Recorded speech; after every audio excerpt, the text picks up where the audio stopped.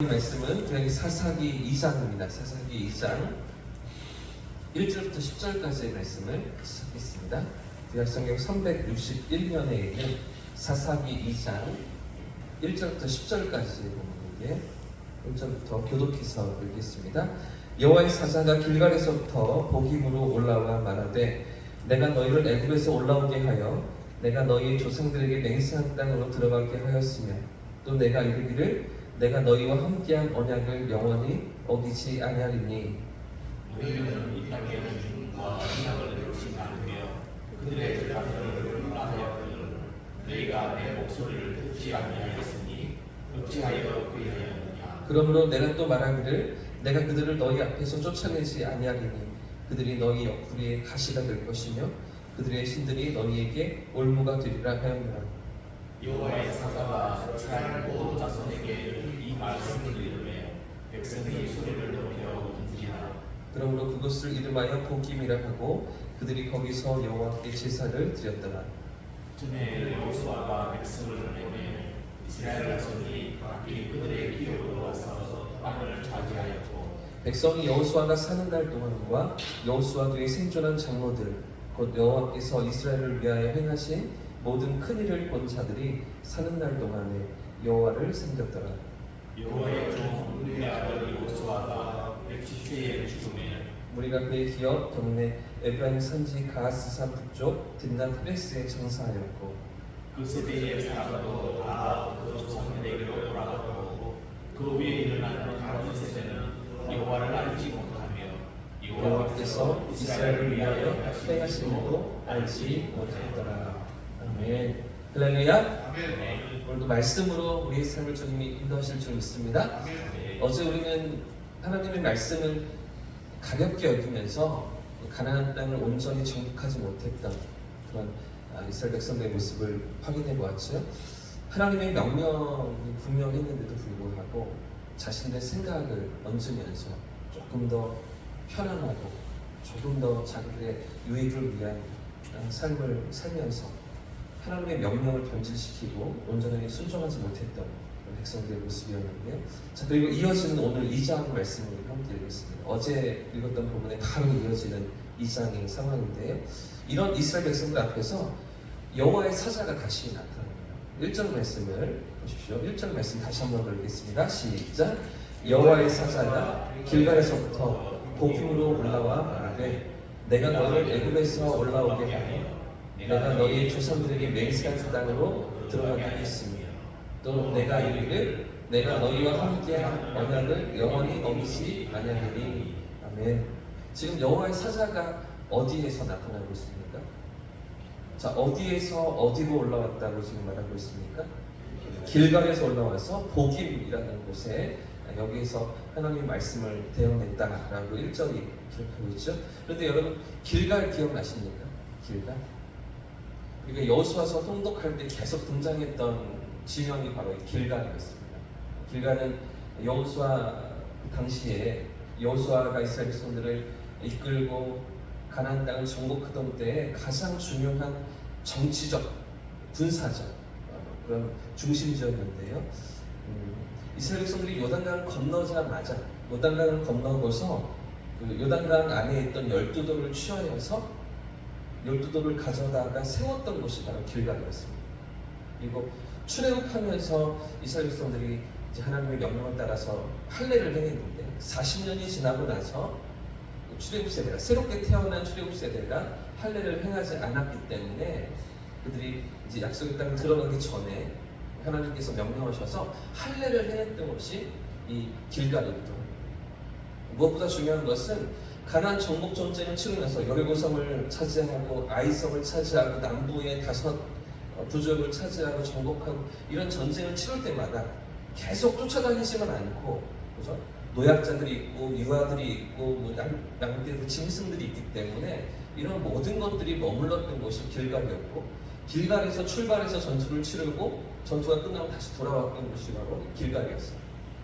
더 중요한 것은 이 모든 정복 전쟁을 다 마치고서 여호수아가 최종적으로 정착했던 곳이 이 길갈인 것이죠. 그러니까 지도자가 살던 곳이었습니다. 그러니까 여기서 모든 출발이 이루어졌고 모든 전투의 마무리도 이루어졌습니다. 그러니까 여기는 사실은 이스라엘 백성들이 가나안 땅을 정복해 나가는데 가장 중요한 중심적이고 모든 백성들의 어떤 마음의 고향 같은 그런 곳이 바로 길갈이었던 것이죠. 근데 이 길갈에서 지금 여호와의 사자가 어디로 올라오고 있습니까? 보김이라는 곳으로 올라오고 있는 것이죠. 자, 이게 어떤 의미가 있습니까? 길갈에서 여호와의 사자가 어쩌면 나타나서 말씀을 전하고 말씀을 대언하고 가르쳐주시고 인도해주시고 이게 맞을 것 같은데 길갈에서 올라와 보김에서 나타났다 이렇게 2장 1절에 시작하고 있는 이 대목이 어떤 의미일까요? 우리가 볼 때는 별로 큰 의미가 없어 보이고 중요하지 않은 문구인 것 같지만 이 출애굽의 역사와 지금까지 제가 말씀드린 이런 모든 스토리와 길갈의 중요성을 알고 있었던 당시의 이스라엘 백성들 출애굽 세대에게는 아주 의미가 있는 아주 중요한 메시지가 담겨져 있는 이런 기록인 것이죠. 이 메시지가 무엇일까요? 이제 길갈의 시대가 끝나고 보김의 시대가 열렸다는 것입니다. 이제 새로운 국면이 시작되고 있다는 것이죠. 한 시대가 저물고 여호수아도 이제 하나님의 부르심을 받았고 이제 새로운 시대, 사사들의 시대가 열려졌는데 그 시대가 어떤 시대인가? 이제는 여호수아와 함께 승승장구하고 약속의 땅을 정복하던 그 시대는 다 지나갔고 이제는 그 약속의 땅을 정착해서 누리며 그 땅에서 살아가야 하는데 그 시대가 어떤 시대라는 것입니까?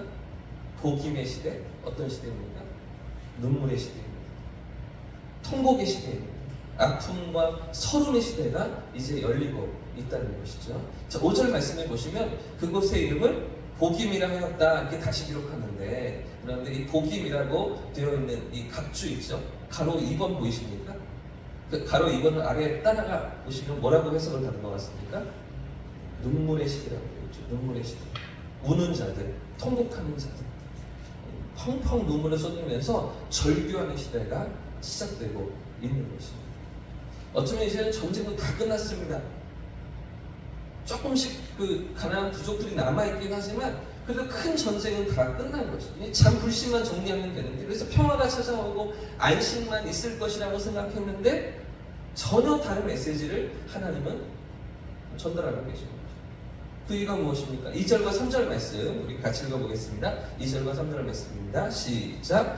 너희는 이 땅의 주민과 언약을 맺지 말며 그들의 제단을 헐락하였거든 너희가 내 목소리를 듣지 아니하였으니 어찌하여 그리하였느냐? 그러므로 내가 또 말하기를 내가 그들을 너희 앞에 쫓아내지 아니하느니 그들이 너희 우리의 가시가 될 것이며 그들이 신들이 너희에게 올무가 되리라 하노라. 너무나 안타까운 말씀이죠. 너무나 비참한 말씀입니다. 새로운 시대가 새롭게 열려지는 그들의 삶이 그들의 기대와 달리 눈물의 시대다, 아픔의 시대다 말씀하시는 이유가 무엇입니까? 하나님의 명령을 무겁게 여기지 않았기 때문에 하나님 말씀에 온전히 순종하지 못했기 때문이죠. 너희가 내 목소리를 듣지 아니하며 이렇게 말씀하시죠. 하나님과의 언약을 깨뜨렸습니다. 그래서 하나님께서도 그분도 언약을 지키지 않으시고 가난한 족속들을 내쫓아주지 않으시고 가시가 되며 올무가 되게 하겠다라고 말씀하시는 것이죠. 그들의 불순종으로 말미암아서 이 죄의 결과를 맛보게 하시겠다는 것이었습니다. 자, 이런 하나님의 책망과 징계에 대해서 이스라엘 백성들의 반응이 무엇입니까? 4절과 5절 말씀해 보십시오. 4절과 5절 같이 읽겠습니다. 시작. 여호와의 사자가 이스라엘 모든 자손에게 이 말씀을 이름에 백성이 소리를 높여 부르시라. 그러므로 그것을 이름하여 보김이라 하고 그들이 거기서 여호와께 제사를 드렸더라. 이런 하나님의 명령이 이런 하나님의 말씀이 들렸을 때 이스라엘 백성들이 어떻게 반응합니까?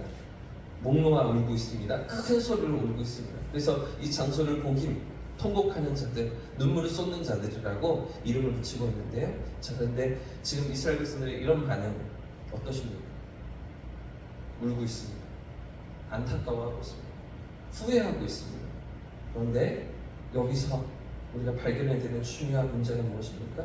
정작 자신들의 불순종과 그 죄에 대해서 돌이키는 순종이 있는가 하는 거죠. 감정적으로 안타까워하고 생각으로 이 잘못됐구나 뉘우치고는 있습니다. 그런데 그들의 삶과 그들의 행동으로 그들의 의지로 무언가 반응하면서 돌이키고 있느냐 하는 것이죠. 삶의 변화로 돌아서는 그들의 모습이 있는가 하는 것이죠. 길갈에서 올라오는 그 사자로 인해서, 하나님의 사자로 인해서 책망을 받고 조금 뉘우치는 듯 보이긴 합니다. 그러나 이 진정한 회개로 나아가기 위해서는 무엇이 있어야 할까요? 이 감정적인 반응에서 맞추는 것이 아니라 의지를 들여서 삶으로 행동을 변화시키는 그런 회개가 필요한 것이죠. 삶의 변화가 있어야 하는 것입니다. 그걸 하나님께서 원하시는데, 그런데 지금 이스라엘 백성들은 그렇게 나아가지 않고 있습니다. 표면적이고 감정적인 반응에서 그치고 마는 것이죠. 이런 백성들의 삶의 모습이 어떻게 이어지고 있는지 보십시오. 7절 말씀 제가 읽겠습니다. 백성이 여호수아가 사는 날 동안과 여호수아 뒤에 생존한 장로들 곧 여호와께서 이스라엘을 위하여 행하신 모든 큰 일을 본 자들이 사는 날 동안에 여호와를 섬겼더라. 자, 지금 7절이 아주 중요한 대목인데, 여러분 이 7절이 어떻게 느껴지십니까? 방금 읽은 7절 말씀이 어떻게 다가오십니까? 희망적으로 느껴지십니까? 비관적으로 느껴지십니까?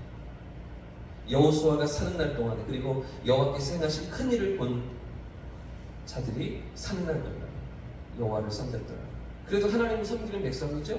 그래도 하나님 앞에서 살아가는 백성들이었던 것입니다. 문제가 무엇입니까? 자, 방금 읽었던 7절 말씀을 제가 다른 번역 성경으로 읽어드리겠습니다. 새 번역 성경인데요, 조금 더 쉽게 번역된 성경 잘 들어보십시오. 온 백성은 여호수아가 사는 날 동안 주님을 잘 섬겼다. 그들은 여호수아가 죽은 뒤에도 주님께서 이스라엘에게 베푸신 큰 일을 모두 눈으로 직접 본 장로들이 살아있는 동안에는 주님을 잘 섬겼다. 무슨 말씀입니까? 문제가 느껴지십니까? 여호수아가 살아있는 동안 주님을 섬겼고, 그 어른들이, 장로들이 살아있는 동안에는 잘 섬겼다. 하지만 문제가 무엇입니까? 그 동안에는이죠. 그 동안에만 하나님을 섬겼다는 의미인 것입니다. 그럼 여호수아가 죽고 난 후에, 그 어른들이 다 죽고 난 후에, 그 이후에는 어떻게 되는 것입니까? 마지막으로 10절 말씀 같이 읽겠습니다. 10절 시작. 그 세대 사람도 다 그 조상들에게로 돌아갔고, 그 후에 일어난 다른 세대는 여호와를 알지 못하며 여호와께서 이스라엘을 위하여 행하신 일도 알지 못하였더라. 자, 이렇게 사사기의 어두운 역사가 시작됩니다. 이렇게 하나님을 거역하고 말씀에 불순종하며 징계를 받고, 그 징계로 인하여서 이방 민족들의 침략을 받고, 그렇게 또 부르짖고 회개하며 하나님이 도와주시지만 또 평안해지는 또다시 범죄하고 하나님을 거역하고 하나님을 잊은 채 살아가는 그런 백성들의 모습이 이 사사기에서 계속 반복되어지는 것이죠. 온갖 아픔 속에 살아가지만, 그런 가운데 하나님의 건지심과 도우심을 경험하지만 또다시 하나님을 잃고 하나님을 놓친 채 살아가는 그런 다른 세대의 모습. 다음 세대가 아닙니다. 다음 세대가 아닌 다른 세대가 지금 일어나고 있음을 사사기는 우리에게 보여주고 있는 것이죠. 오늘 우리는 우리 자녀들에게 바른 믿음을 전수하고 있습니다. 바른 하나님에 대한 그런 믿음을 우리 자녀 세대에게 전달하고 있습니다. 그래서 다른 세대가 아닌 다음 세대가 이어지도록 우리는 이렇게 섬기고 있습니다. 이 새벽 우리가 우리 자신이 말씀의 자리, 기도의 자리에 있는 것만 아니라 우리의 다음 세대가, 우리 자녀들이 하나님을 바라보는 믿음의 세대로 세워줄 수 있기를 기도하는 이 아침 되기를 축복합니다. 내 삶의 주인이 하나님 되심을 고백하면서 그 하나님 앞에서 신실한 믿음으로 살아가는 그런 다음 세대가 될 수 있도록, 하나님의 거룩한 자녀들로 이 땅 가운데 믿음을 지키며 살아갈 수 있도록 우리 다음 세대를 준비시키고 섬기는 일에 우리의 삶을 드리고 우리의 믿음을 드리는, 그러기 위하여서 우리 부모 세대가 먼저 말씀 위에 정직하게 살아가는 거죠. 말씀 앞에서 진실하게 살아가는 것입니다. 하나님 앞에 깨어있는 복된 하루가 되시기를 예수님의 이름으로 축복합니다.